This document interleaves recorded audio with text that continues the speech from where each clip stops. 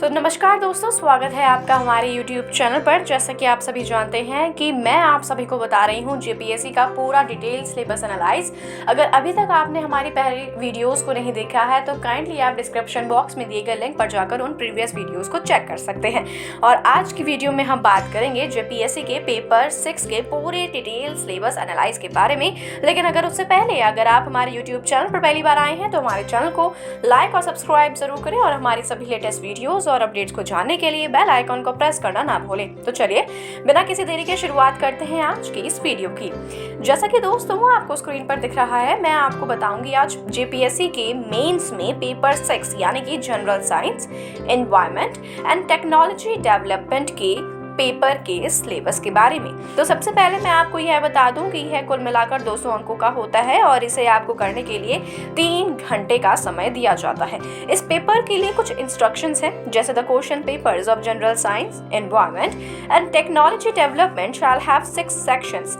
Section 1 shall have 20 objective type of questions, each of 2 marks. Question for this section will be drawn at the rate of 4 questions from each of the 5 groups of the syllabus. Section 2nd, 3rd, 4th, 5th and 6th of the question papers shall have 2 optional questions each drawn respectively from the other groups. यानी कि ये जो paper होता है आपका कुल मिलाकर 6 sections में डिवाइडेड होता है। पहला सेक्शन आपका ऑब्जेक्टिव टाइप क्वेश्चन होता है, जिसमें आपको कुल मिलाकर 20 ऑब्जेक्टिव टाइप क्वेश्चंस दिए होते हैं, जो हर क्वेश्चन इंडिविजुअल बेसिस पर 2 मार्क्स का होता है। यानी कि सेक्शन 1 आपका 40 मार्क्स का हो गया। उसके बाद जो रेस्ट आपके सेक्शंस बच जाते हैं उसमें से आपके 4 क्वेश्चंस हर सेक्शंस में से आते हैं, जो हम आगे रिवाइज करेंगे, यानी कि आगे जानने की कोशिश करेंगे कि कौन कौन से ऐसे टॉपिक्स हैं जिनमें से आपके एग्जाम में क्वेश्चंस आपसे पूछे जाते हैं। वहीं अगर इस इंस्ट्रक्शन को आगे बढ़े तो उसमें लिखा गया है कि each question carrying 32 marks. Optional questions shall be answered in the traditional manner, requiring descriptive answers not exceeding 500 to 600 marks। यानी कि जो आपके बाकी के ऑप्शनल क्वेश्चंस होते हैं वो 32 मार्क्स कंटेन करते हैं और इसमें आपको डिस्क्रिप्टिव वे में आंसर लिखना होता है, यानी कि 500 से 600 अक्षरों में आपको अपना उत्तर लिखना होगा। Thus, altogether candidates will be required to answer 1 objective type compulsory question which is of 40 marks and 5 descriptive type optional questions which is of 160 marks. यानी कि ये तो था पूरा एग्जाम पैटर्न। अब आगे बढ़ते हैं, हम आते हैं और बात करते हैं ग्रुप ए यानी कि फिजिकल साइंस की। तो इस सेक्शन में कुछ टॉपिक्स को इंक्लूड किया गया है जो कुछ इस प्रकार से है।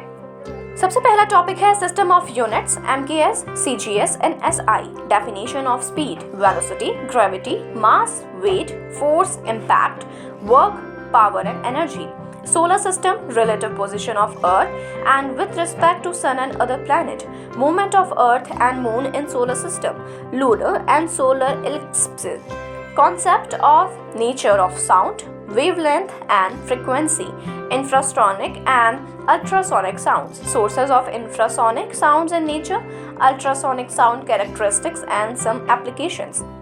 अगला पार्ट आता है ग्रुप बी का, जो है लाइफ साइंस, जिसमें the living world, cell structure and its functions, diversity of organism, which and next one is biomolecules, which includes structure and functions of the carbohydrates, protein and fats, vitamins and deficiency diseases, enzymes, hormones, plant hormones and growth regulation, animal hormones and their function, cell reproduction, which includes cell cycle, mitosis and the meiosis, Mendelian inheritance, which include monohybrid and the dihybrid cross, sex-linked inheritance, sex determination, DNA structure and function, DNA replication, protein synthesis, gene regulation, molecular basis of the differentiation, theories of evolution of life on Earth, including human evolution. Next group आता है agricultural science, which includes different agroclimate zones of Jharkhand, rainfall pattern and the known abiotic stresses in each zone, rain-fed agriculture, conventional food and the horticulture crops of the state, need for diversification of crops for food as well as nutritional security in the wake of climate change, rainwater harvesting and its role in the improving agriculture outputs in the Jharkhand, fish farming, soil fertility status of Jharkhand, which include application of the vermicompost and the farm yarn manure for improving soil health, nitrogen fixing bacteria, their applications and the concept of organic farming, concept of agroforestry, wastelands and means to reclaim them, government schemes for the benefit of the farmers of the state। तो ये सभी points आपके group C में आते हैं।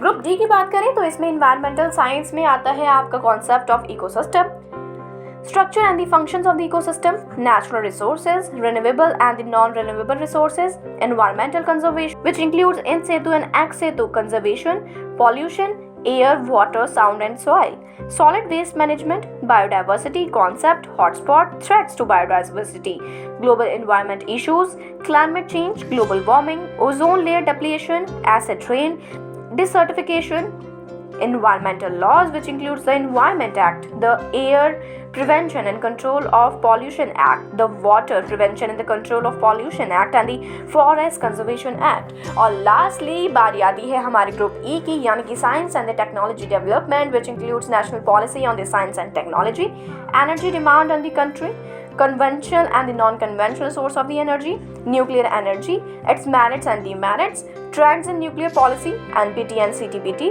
space technology, Indian space program, application of satellite for different purposes, Indian missile program, remote sensing, GIS and its application in the weather forecasting, disaster warning, mapping of water, soil and the mineral resources, etc., and the use of biotechnology in the agriculture, animal breeding, pharmacologist, food technology and in the environmental conservation, possible adverse effect of the biotechnological interventions, information technology, computers and its application in data processing, data program, cybercrime and the cyber law, and lastly national health policy, which include national program for prevention and the control of the malaria, leprosy, TB, cancer, AIDS, blindness, etc। तो दोस्तों यह तो था पूरा JPSC का detail syllabus analyse, यानी कि अभी तक आप समझ गए होंगे कि लेटेस्ट नोटिफिकेशंस के अकॉर्डिंग आपके एग्जाम में कौन सा सिलेबस आने वाला है। तो लेकिन उससे पहले मैं आपको एक बार पूरा सा एग्जाम सिलेबस ब्रीफली समझा दूं। तो जैसा कि मैं आपको सबसे पहले बता दूं कि इस जेपीएससी के 2 पेपर होते हैं। पहला होता है प्रीलिम्स, दूसरा होता है मेंस एग्जाम। प्रीलिम्स एग्जाम में आपसे 2 पेपर होते हैं, general studies 1 and the general studies 2, जो झारखंड स्पेसिफिक होता है। दोनों करने के लिए आपको 2-2 घंटे का समय दिया जाता है और मैक्सिमम मार्क्स होते हैं 200 और ऑब्जेक्टिव टाइप क्वेश्चंस आपसे इसमें पूछे जाते हैं। मेंस की बात आती है तो इसमें आपके कुल मिलाकर दोस्तों 6 पेपर होते हैं। सभी पेपर्स को करने के लिए आपको 3-3 घंटे का टाइम दिया जाता है। पेपर 1 होता है आपका general Hindi and general English, जिसमें हैविंग 2 सेपरेट सेक्शन, जिसमें एक सेक्शन जनरल हिंदी का होता है, दूसरा सेक्शन आपका जनरल इंग्लिश का होता है, जो दोनों ही 50-50 मार्क्स के होते हैं। ये क्वालिफाइंग पेपर होता है और इसके मार्क्स आपके मेन एंट्रेंस में, मेन रिजल्ट में नहीं ऐड ऑन होते। तो जैसा कि मैंने अभी आपको बताया कि यह पेपर 100 मार्क्स का होता है। दूसरा पेपर आता है आपका लैंग्वेज एंड लिटरेचर बेस, जिसमें आपको एक लैंग्वेजेस की लिस्ट प्रोवाइड करवाई जाती है, जिनमें से आपको कोई एक लैंग्वेज को ऑप्ट करना होता है। उसका पूरा का पूरा जो आपका पेपर है वो आपका डिस्क्रिप्टिव टाइप का आता है।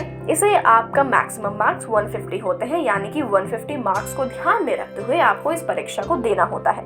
आगे बारी आती है हमारे अगले 4 पेपर्स की। ये सभी के सभी दोस्तों लैंग्वेज बेस्ड होते हैं और सबसे मेन बात, कॉमन बात इन चारों में ये है कि इन चारों पेपर्स को करने के लिए आपको कुल मिलाकर 3 घंटे का समय दिया जाता है और मैक्सिमम मार्क्स होते हैं 200 और सभी के सभी जानकारी, यानी कि आपको कहाँ पे डिस्क्रिप्टिव लिखना आंसर है, कहाँ पे आपको ऑब्जेक्टिव आंसर लिखना है, वो मैं आपको अपनी वीडियोस में बता चुकी हूँ।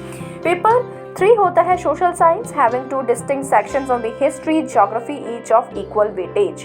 पेपर 4 होता है Indian constitution and the polity, public administration and the good governance. Paper 5 होता है Indian economy, globalisation and the sustainable development. और लास्ट पेपर होता है general science, environment and the technology development. यानी कि कुल मिलाकर दोस्तों आपको ये 1050 मार्क्स में करना होता है। तो यह था आज का डिटेल सिलेबस। अगर आप इस परीक्षा की तैयारी कर रहे हैं तो प्रभात प्रकाशन लेकर आए हैं आपके लिए कुछ चुनिंदा किताबें, जिन्हें आप स्क्रीन पर देख सकते हैं। आप इन सभी किताबों को Amazon और फ्लिपकार्ट से मंगवा सकते हैं और साथ ही स्क्रीन पर दिए गए नंबर पर संपर्क करके आप इसे ऑर्डर भी कर सकते हैं। तो उम्मीद है आपसे फिर मुलाकात होगी हमारे YouTube चैनल पर। तब तक के लिए नमस्कार।